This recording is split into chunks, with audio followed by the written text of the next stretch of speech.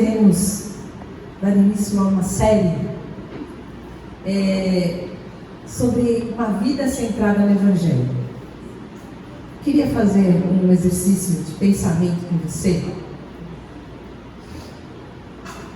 Se você já parou para pensar, as pessoas têm uma visão de mundo diferente de si mesmas, dos seus valores. As pessoas têm uma visão de mundo diferente sobre as coisas da vida. Normalmente a gente se junta, a gente acaba se juntando com pessoas que pensam parecido com a gente. Claro, fica difícil que você ande com pessoas que pensam absolutamente diferente de você. Mas as pessoas têm uma visão de mundo muito diferentes umas das outras. As pessoas têm uma visão de mundo de si mesmas e também têm uma visão de Deus diferentes. Se você parar para pensar, normalmente as pessoas têm uma visão, dois espectros de Deus muito diferentes. As pessoas veem a Deus de dois extremos. Tem gente que olha para Deus e vê Deus de uma forma muito elevada. Olha para Deus de uma forma muito santa. Deus é muito supremo. É um Deus santíssimo, Deus grande, Deus criador. E dessa forma olha um Deus distante, um Deus lá do alto, lá de cima, e eu aqui embaixo. Dessa forma é um Deus tão distante que as nossas vidas sequer se tocam. E outras pessoas têm uma visão diametralmente oposta de um Deus tão presente, tão perto, tão perto, tão perto, que sequer consegue ver essa santidade e a grandeza de Deus, que acabam negligenciando a santidade de Deus e não se importam de ofender e ferir a santidade de Deus com a conduta que vive.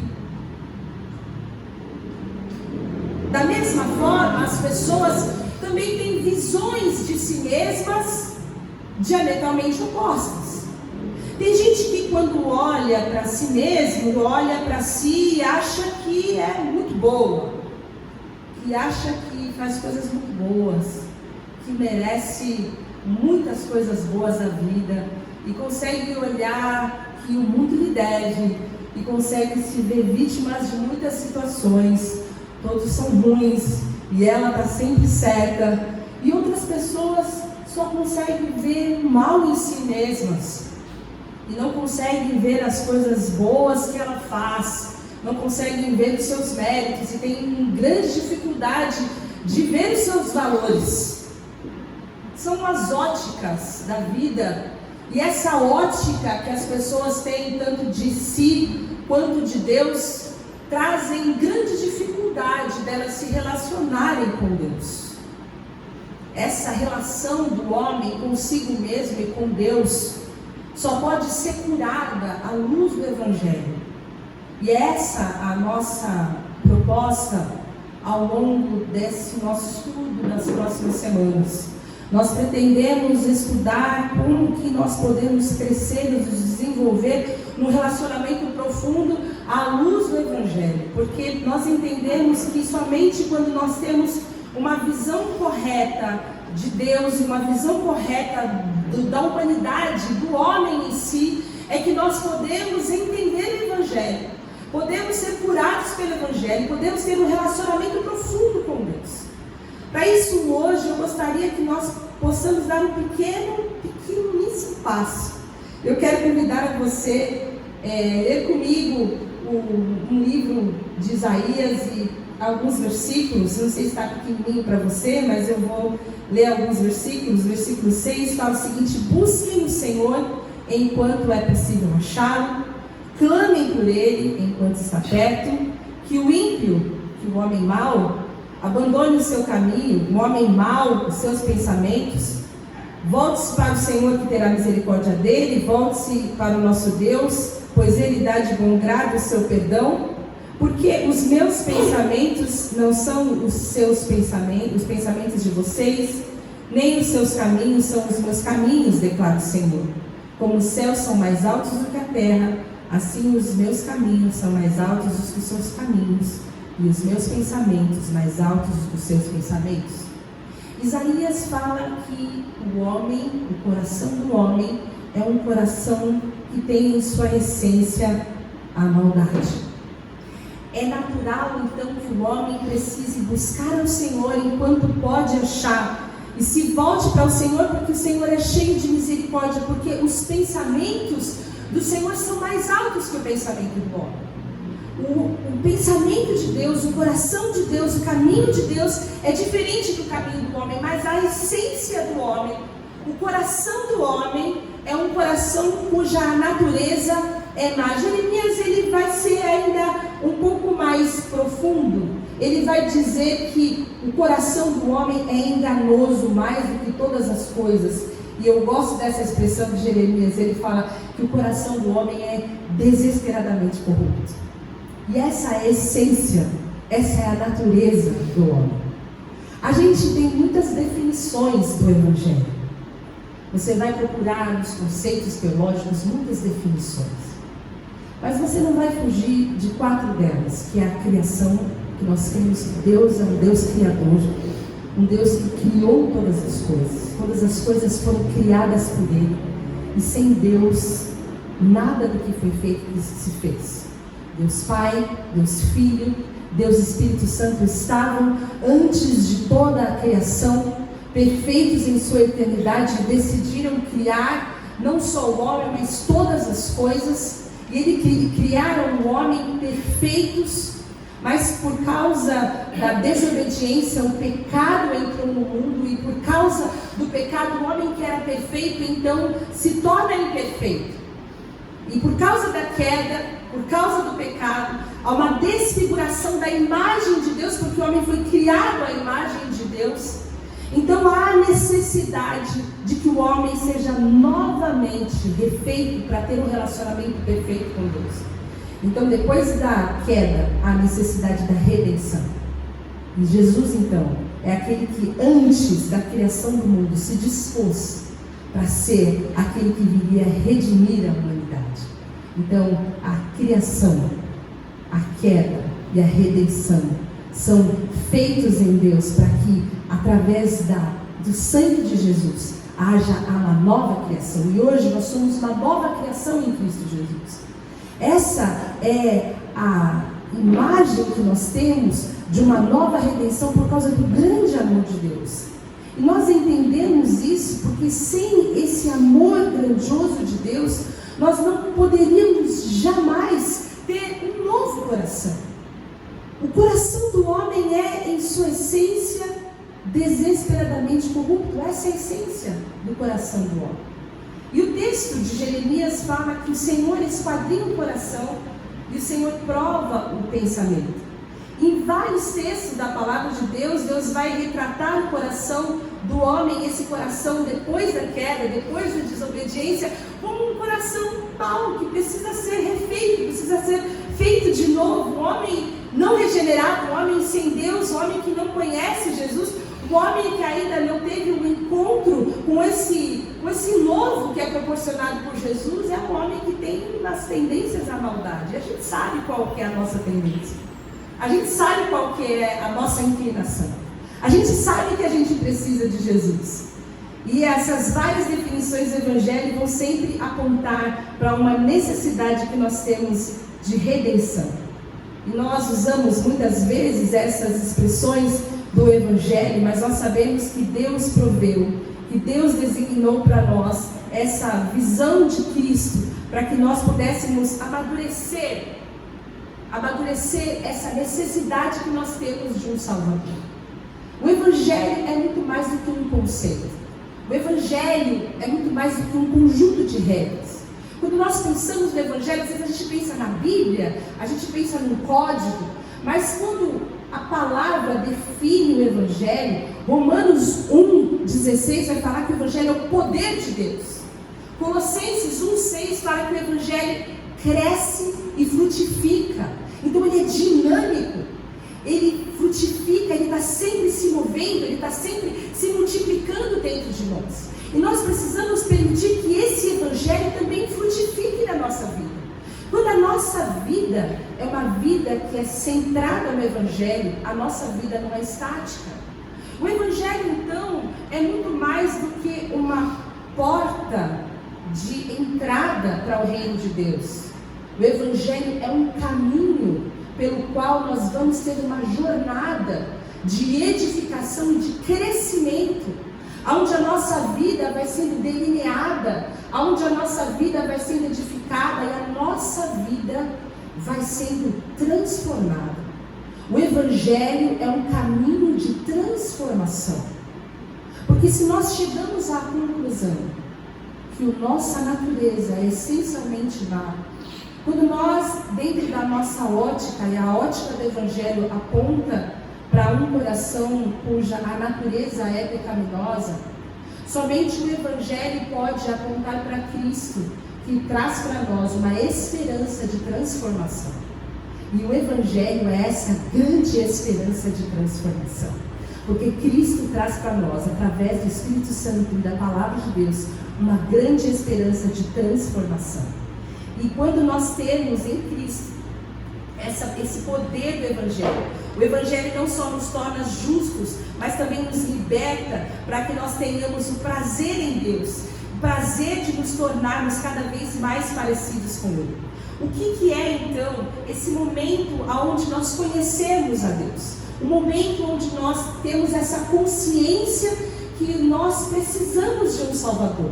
Nós chamamos isso de conversão.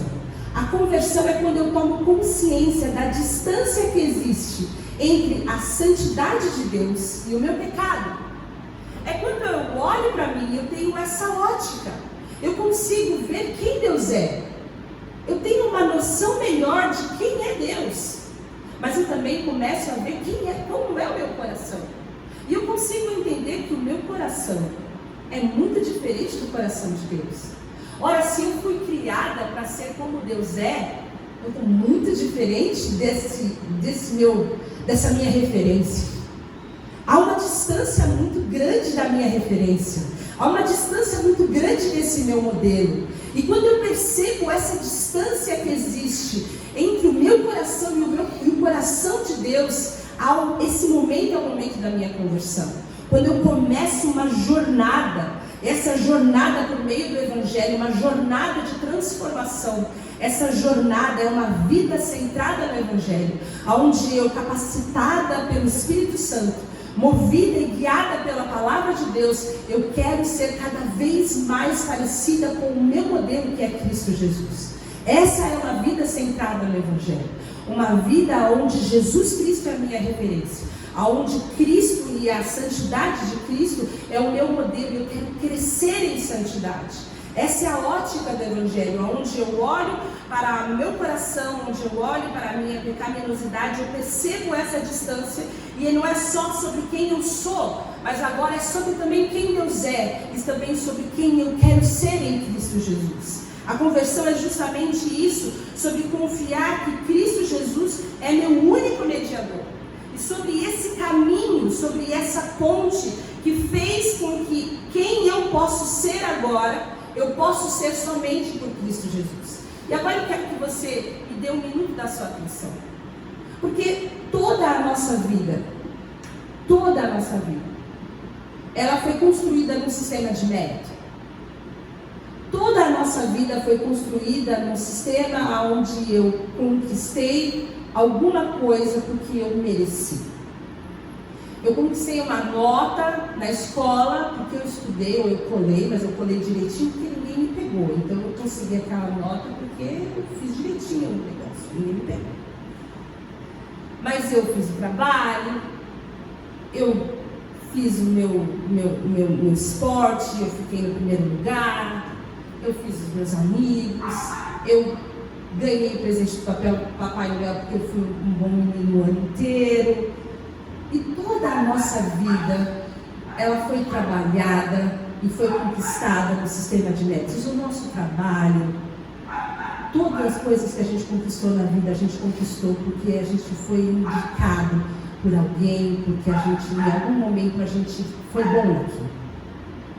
E a gente, em algum momento na nossa vida, as nossas frustrações chegaram porque nós chegamos à conclusão que nós não conseguimos o que nós gostaríamos porque a gente não era bom. A gente nunca foi bom o suficiente. E quando a gente muitas vezes se olha no espelho, a gente se frustra na nossa vida espiritual, é porque a gente empaca, porque a gente não tem como avançar nas nossas maldades, nos nossos pecados, nas nossas crises, porque a gente não vê meios da gente resolver os nossos problemas. E aqui no Evangelho é que as coisas são absolutamente diferentes, porque é o único lugar aonde nós somos salvos, não absolutamente por causa dos nossos méritos, mas por causa da graça de Deus. Isso é diferente do que em qualquer outra religião. Porque em qualquer outro lugar você vai ter que pagar alguma coisa, você vai ter que subir algumas escadas, você vai ter que fazer algumas rezas, você vai ter que fazer algumas oferendas, você vai ter que fazer alguns trabalhos em alguma encruzilhada, você vai ter que fazer alguma oferta, você vai ter que dar algum dinheiro. Mas a salvação de Jesus é absolutamente pela graça. Pode ser que em algum momento você não entenda isso, mas nós jamais poderíamos pagar pela nossa salvação. Jamais.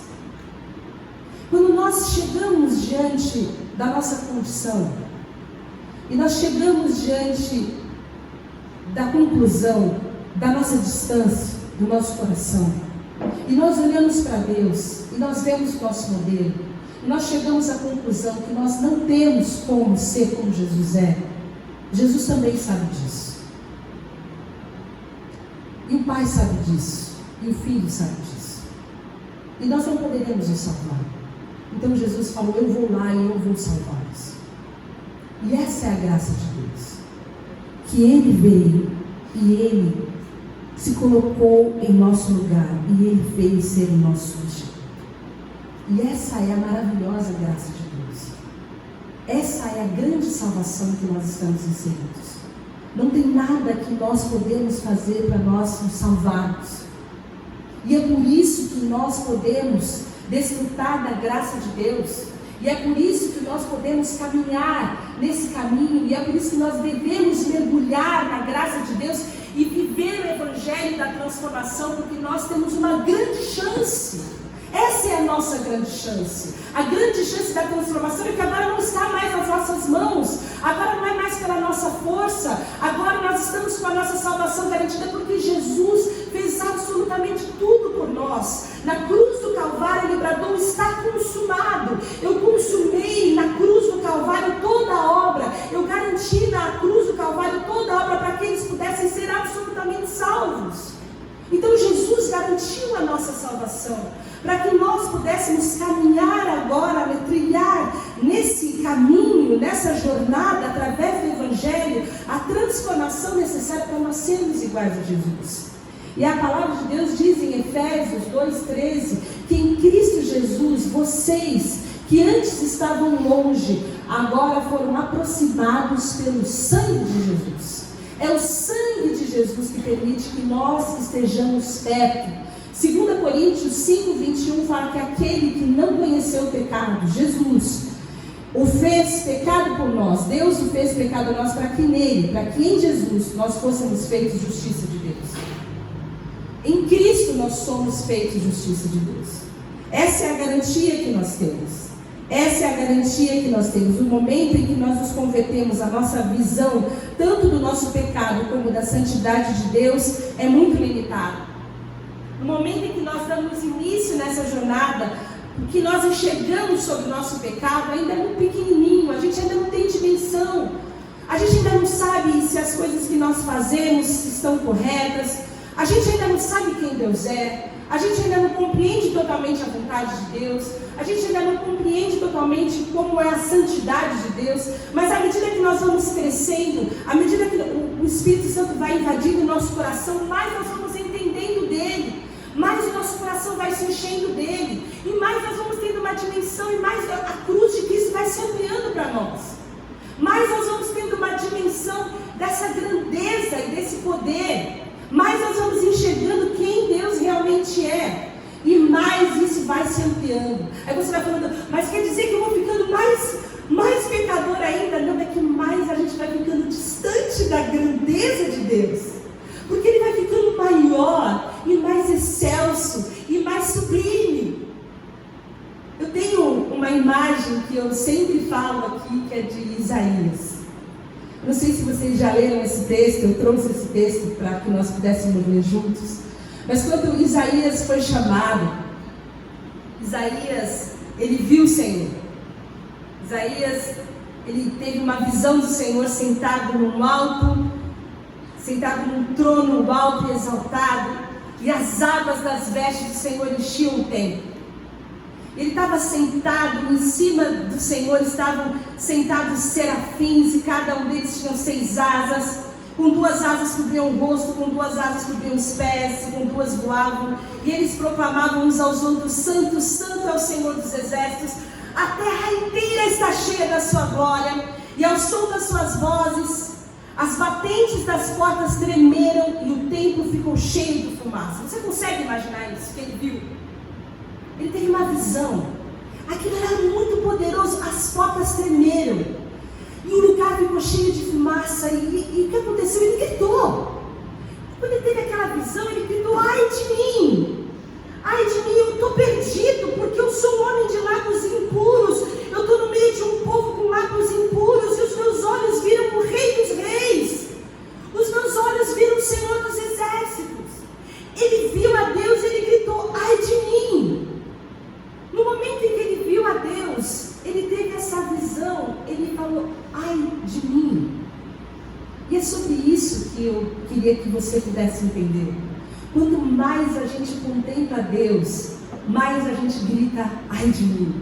Quanto mais a gente chega perto de Deus, mais a gente fala, os meus lábios são impuros, eu estou no meio de gente impura. Quanto mais perto a gente chega de Deus, a gente fala, meu coração é ruim, eu estou ainda com ressentimento de fulano, hoje eu fiquei com uma raiva, queria esganar ciclano. Quanto mais a gente chega perto de Deus, mais as debilidades do nosso coração aparecem. Você consegue perceber isso na sua vida? Quando a gente vai se afastando de Deus, quando a gente para de orar, quando a gente para de ler a Bíblia, parece que vai ficando tudo normal. A gente não tem tanta percepção assim das coisas, dos erros, das coisas, as coisas vão ficando tudo muito natural. A gente vai ficando sem muita percepção das coisas da nossa vida. Mas quando a gente se aproxima de Deus, parece que a gente vai ficando mais sensível. E é isso que acontece com Isaías. Na mesma hora que ele grita, ai de mim, a palavra de Deus fala que um dos serafins voou até ele, trouxe uma brasa viva que havia sido colocada no altar e tocou a boca dele e falou para ele, a tua culpa foi removida e o teu pecado foi perdoado.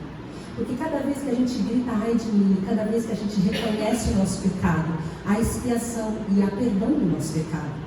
Porque cada vez que a gente reconhece o nosso pecado, esse pecado é perdoado.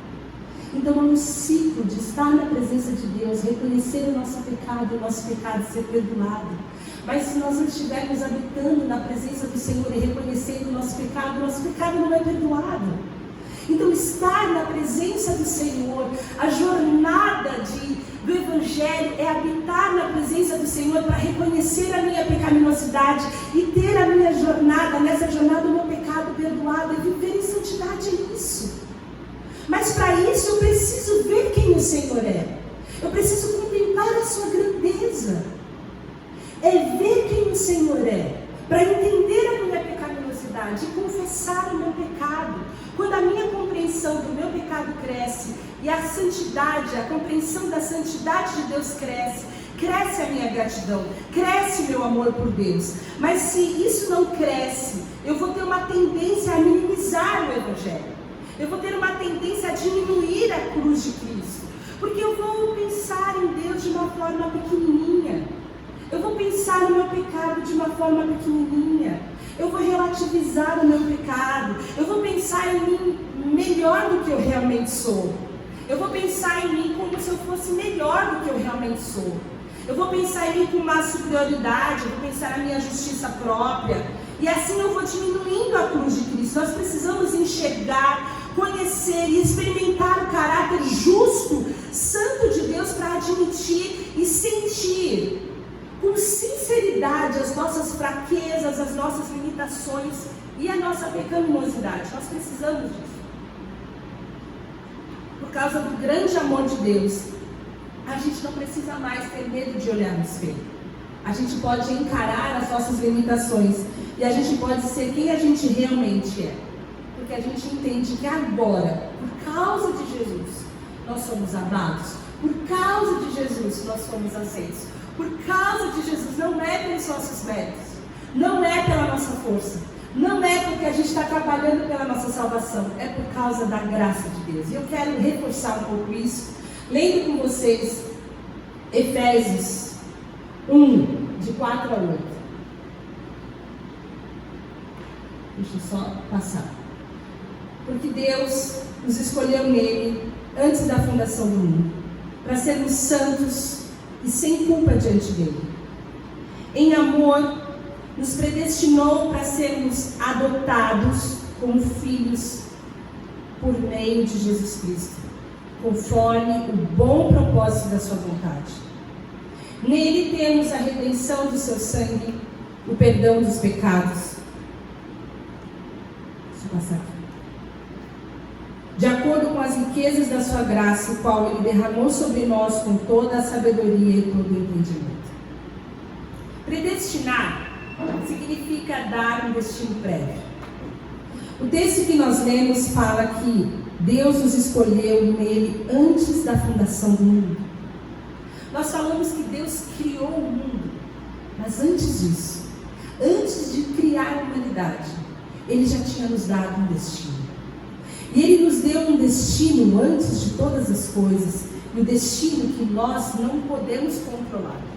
O destino que nós gostaríamos, mas não está no nosso controle. Ele que é soberano, ele que é poderoso, ele que tem um futuro em suas mãos, já tinha nos dado um destino, que era de sermos seus filhos amados. Ele já tinha nos escolhido, ele já tinha nos chamado para sermos os seus filhos amados. Você pode sentir-se amado nessa manhã, porque Jesus escolheu você para ser seu filho. E ele garantiu a sua filiação em Cristo Jesus. A sua filiação não foi garantida pelo seu mérito. Não é porque você é especial, porque você faz tudo certinho. Não é porque você é bonzinho. Não é porque você lê a Bíblia, porque você faz oração, porque você faz jejum. Não é porque você não mente, porque você... Não é por causa de Jesus. Por causa do sacrifício de Jesus. Porque Jesus entregou a sua vida na cruz. Porque Jesus admitiu ser humilhado. Porque Jesus foi rejeitado. Porque Jesus foi rejeitado pelos seus amigos. Porque Jesus foi xingado. Porque Jesus foi traído. Porque Jesus foi ferido em sua carne. Porque Jesus foi chicoteado. Porque Jesus foi exposto nu. Porque Jesus foi julgado. Porque Jesus foi morto. Porque Jesus ressuscitou ao terceiro dia. Jesus está assentado à destra do Pai, vitorioso sobre a morte. Foi por causa de Jesus. Foi por causa de Jesus, não foi por nossa causa. Ele nos escolheu, mas ele garantiu a nossa salvação. E se você não puder se alegrar por causa disso, se você quiser garantir a sua própria salvação por causa das suas próprias obras, então você não entendeu o que é o caminho do Evangelho. E vai ser muito desgastante que você seja salvo. Mas a nossa salvação está garantida por causa de Jesus Cristo. Nós podemos fazer muitos planos, a gente pode decidir algumas coisas a médio, a curto prazo. Pode ser que seus planos estejam dando muito certo, mas o plano de Jesus é um plano lindo. Nos planos de Jesus, eu e você estamos assentados com Ele nas regiões celestiais, lá na frente. Nos planos de Jesus, eu e você vencemos a morte. Nos planos de Jesus, eu e você estamos na eternidade. Nos planos de Jesus, eu e você, nós vencemos todos os problemas políticos, todos os problemas econômicos, todos os problemas físicos, todos os problemas relacionais. Nos planos de Jesus, nós somos mais do que vencedores. Nos planos de Jesus, nós vencemos o diabo. Nos planos de Jesus, nós vencemos os nossos problemas emocionais. Nós somos mais que vitoriosos desde antes da fundação do mundo. Você pode entender isso? Esses são os planos de Jesus para mim e para você. Esse foi o primeiro versículo que nós lemos, os planos de Jesus, os planos do Senhor são mais altos. Os pensamentos do Senhor são mais altos do que os nossos pensamentos. Nós precisamos nos alegrar com isso. Esse é o caminho do Evangelho, irmão. Você precisa vir para essa jornada. Você precisa largar a sua jornada e conhecer essa jornada transformadora que é a jornada do Evangelho. Essa é a jornada do Evangelho. Essa é a jornada de uma vida centrada no Evangelho. Salmos 139:16 fala: no teu livro os seus dias foram escritos, em todos os dias que foram ordenados, quando nenhum deles ainda havia. O Senhor já tinha escolhido. O Senhor nos viu quando nós ainda éramos embriões e Ele nos escolheu para sermos os seus filhos. E filho não tem mérito nenhum, certo? Que mérito que filho tem? Filho não tem mérito nenhum. A gente chama filho só porque ele é filho, né? O filho vem na vida da gente para quê? Para fazer a gente gastar dinheiro, né? O que o filho faz da vida? Não é? Ele só faz a gente gastar dinheiro. Para a gente gastar tempo, faz a gente gastar dinheiro. A alegria da vida da gente, não é só fazer filho é isso. Para dar trabalho, não é? É isso. Jesus chamou a gente para ser filho. Mas olha que coisa nobre. Um filho, ele vem na vida da gente e a gente não escolhe. Mas olha que coisa mais linda que o texto fala aqui. Jesus nos fez filhos adotivos. Ele escolheu cada um de nós. Cada um de nós. Nós estávamos como crianças perdidas e abandonadas. Sem pai, sem Deus, sem promessa, desnutridos, famintos, pecadores, sem condições de sustento. Nós estávamos perdidos. Na verdade, a palavra de Deus fala que nós éramos por natureza filhos da ira. Mas Deus, com seu grande amor, nos trouxe das trevas para a sua maravilhosa luz. Irmãos, isso é graça. Isso é a graça de Deus. Ele nos fez cordeiros com Cristo e Ele fez isso na maior missão de resgate da história. Porque o texto vai dizer que nele nós temos a redenção por meio do seu sangue. E quando a palavra fala de redenção, toda vez que você falar de redenção, ela está falando de resgate. Resgate, a palavra resgate está falando de compra. E quando está falando de compra, está falando de preço. E quando a gente fala de graça, a graça só é de graça para nós, irmãos. Pensa sempre isso. A graça só é de graça para nós. Porque para Jesus não foi de graça. Para Jesus o preço foi muito alto. O sangue de Jesus foi muito precioso. Cada gota que verteu do corpo de Jesus foi muito cara para Ele. Quando Jesus verteu o sangue dele na cruz do Calvário, aquilo foi muito precioso. E houve um tempo onde um preço era colocado nas pessoas. E o preço que era colocado nas pessoas dependia do tempo de vida, da qualidade do serviço, do quanto que aquele escravo era capaz de prestar de serviço a ele. Quanto que aquele escravo, ele era produtivo. E aquele era o preço daquele escravo. Aquele preço que era pago trazia redenção. E quando Jesus pagou o preço, Ele trouxe a redenção de cada um de nós. Porque nós éramos escravos do pecado. Nós estávamos presos numa vida onde nós jamais poderíamos ser livres. E nós fomos comprados para nós sermos livres do pecado e sermos agora chamados filhos de Deus. Nós somos adotados, fomos comprados para sermos parte da família de Deus. Essa é a vida para aqueles que são chamados hoje filhos de Deus. E esse preço, o sangue de Jesus, vertido na cruz, nos chama para vivermos e trilharmos uma vida no Evangelho de Cristo. Parece que isso é uma coisa simples. Nós poderíamos viver de uma forma grandiosa, mas na vida prática nós tendemos a minimizar o Evangelho. E cada vez que nós resistimos a viver uma vida santa, cada vez que nós resistimos a olhar para o nosso pecado, encarar de frente quem nós somos e olhar a nossa maldade, chamar a nossa maldade de pecado, nós estamos encolhendo a cruz de Cristo. Nós estamos enxugando o sangue de Jesus. Existem outras formas de nós minimizarmos a cruz. Cada vez que nós queremos distorcer a verdade de quem nós somos, sem enxergar o nosso pecado, nós estamos minimizando a cruz.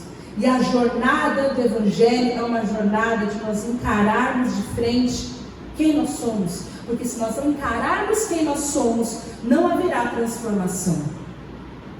E eu quero, para nós encerrarmos agora sim, trazer algumas formas sutis de nós minimizarmos a cruz de Cristo. Algumas delas é quando nós nos defendemos. Às vezes nós temos dificuldade de aceitar as nossas fraquezas. Às vezes nós temos dificuldade de aceitar os nossos pecados, então a gente vive se defendendo, a gente vive se justificando, a gente vive arranjando desculpa. Cada desculpa que a gente apresenta para o nosso pecado, para o nosso jeitinho, para a nossa natureza, para a nossa personalidade, cada desculpa apresentada é uma minimização da cruz de Cristo. Outras vezes é quando a gente tenta viver de aparência, quando a gente tenta ser mais do que a gente é, quando a gente vive uma ostentação de uma forma da nossa personalidade, ou a gente tenta ser algum tipo de personagem, tentando impressionar as pessoas, tentando ser um profissional melhor do que eu sou, uma mãe melhor do que eu sou, uma esposa melhor do que eu sou, quando na verdade nós não precisamos mais, porque não é pelo mérito. Paulo amava, eu amo o texto que ele fala, eu sou o que sou pela graça de Deus. Se eu preciso me orgulhar em alguma coisa, agora você vai entender isso que ele falava. A única coisa que eu posso me orgulhar é na cruz de Cristo. Você entende agora porque ele falava isso? Não sou nada. É a cruz de Cristo que me faz ser alguma coisa. Outra forma de minimizar a cruz é quando eu me escondo. Quando eu tenho vergonha de ser quem eu sou, porque eu entendo que eu não vou ser amado. Se as pessoas souberem quem eu sou, aí não vão me amar. Mas quando eu entendo que as pessoas me amam porque elas amam a Cristo, e elas vão amar a Cristo, e elas vão, quem ama a Cristo, e só vai amar a Cristo quando amar o irmão. Porque João fala que se você não amar o irmão que você vê, você não vai amar a Deus que você não vê. E amar ao irmão é um amor que vem do Evangelho. Então eu vou entender que amar faz parte do Evangelho, mas se eu me escondo, é porque eu também não entendi o Evangelho ainda. Outra forma de minimizar a cruz é quando eu aponto o dedo e eu vivo uma vida culpando as pessoas. É sempre a culpa de alguém, é sempre a culpa do outro. Eu vivo uma vida de orgulho. A minha família é um ringue, onde todo mundo culpa todo mundo, ninguém assume a responsabilidade por nada. E por último, quando eu vivo relativizando todas as coisas. O que tem? E daí? O pecado é normal, senta aí, toma mais uma, todo mundo faz, não liga para nada, Jesus já perdoou, e no final vai acabar tudo em pizza, santidade para quê? Depois a gente resolve esse negócio. Quando a gente vive essa vida do não estou nem aí, não tem nada demais, eu vou deixando Deus pequenininho, e o meu pecado pequenininho também. São formas de minimizar a cruz, sem admitirmos o quão pecaminosos realmente somos, distorcemos a verdade, diminuímos a cruz de Cristo.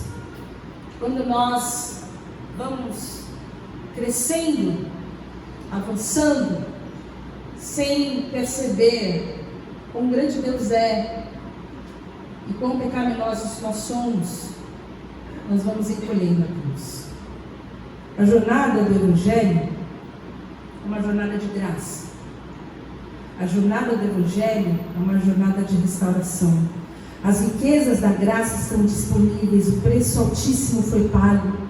Nós fomos comprados, nós fomos resgatados, nós fomos amados, nós fomos achados, nós fomos recolhidos, nós fomos limpos, nós fomos restaurados, nós recebemos um anel no dedo, nós recebemos uma roupa nova, nós recebemos um novo coração, nós recebemos um lugar na mesa, mas nós estamos num processo de transformação. O caminho do Evangelho é um caminho de transformação. E eu quero convidar você a fazer parte disso. Porque crescer no Evangelho significa enxergar mais a santidade de Deus, enxergar mais o seu pecado, e por causa do que Jesus fez na cruz, não ter medo de admitir o seu pecado. Por causa do que Jesus fez na cruz, se ver realmente falho como você é e permitir ser transformado como uma nova criatura para a glória de Deus. Ter uma vida de confissão. Ser como Jesus é você olhar para Jesus, contemplar a grandeza de Deus, viver essa vida de adoração e gritar: ai de mim! Viver no meio do ambiente da fumaça, viver no ambiente da glória de Deus, falando ai de mim, para que as suas culpas sejam expiadas e a sua vida seja continuamente transformada.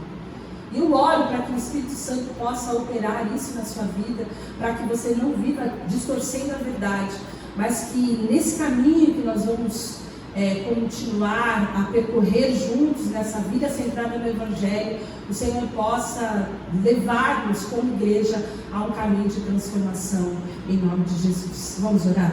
Senhor, nós te agradecemos pela tua graça, nós te agradecemos por Jesus, nós te agradecemos porque Jesus é um novo e vivo caminho que nos leva até o Pai. Nós te agradecemos pelo teu plano perfeito. Nós te agradecemos porque Jesus conquistou na cruz aquilo que nós jamais poderíamos fazer.